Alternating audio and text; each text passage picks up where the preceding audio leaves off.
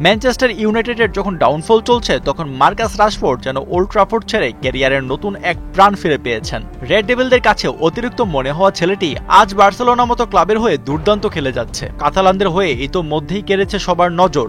27 বছর বয়সী এই ফরওয়ার্ড প্রমাণ করেছেন তিনি এখনো ফুরিয়ে যাননি, এখনো অনেক কিছু অর্জনের বাকি, অনেক পথ চলা বাকি। গেল ম্যাচে সোসিয়াদাদের বিপক্ষে রাশফোর্ডের 31 মিনিটের কর্নার কিক থেকে জুলকুন্দে সমতায় ফেরান বার্সাকে। চলতি মৌসুমে কাতালানদের হয়ে 4টি অ্যাসিস্ট ও 2টি গোল করেছে রাশফোর্ড।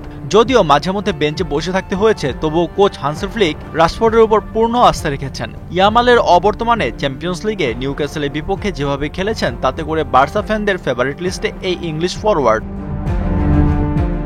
অন্যদিকে ম্যানচেস্টার ইউনাইটেডের নতুন summer signing Benjamin Sesko, Matheus Cunha ও ব্রায়ান এমবিমোর সম্মিলিত গোল 3টি আর অ্যাসিস্ট 1টি। তাদের এমন বাজে পারফরম্যান্স ক্লাবের ম্যানেজমেন্ট আর কোচের ওপর প্রশ্ন তুলেছে। তাছাড়া অ্যান্টনি এখন স্থায়ীভাবে রিয়াল বেতিসে গিয়ে ভালো ফর্মে আছে। নিজের পারফরম্যান্স নিয়ে গর্বিত রাশফোর্ড সোশ্যাল মিডিয়ায় বার্সার জয় নিয়ে পোস্ট করলে সাবেক সতীর্থদের সমর্থনও পান। ওল্ড ট্রাফোর্ডের বোম স্কোয়াডে থাকা টাইরেল মালাসিয়া এবং ডনি ফন্ডে বেক তার পোস্টে শুভেচ্ছা জানিয়েছেন। শুধু রাশফোর্ড নয়, Romelu Lukaku, Chris smiling man United ছেড়ে ভালো খেলেছেন।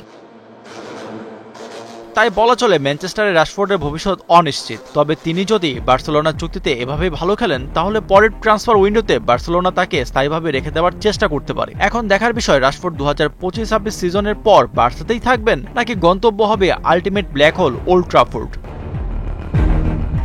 আশফাকুর রহমান সিয়াম, 71।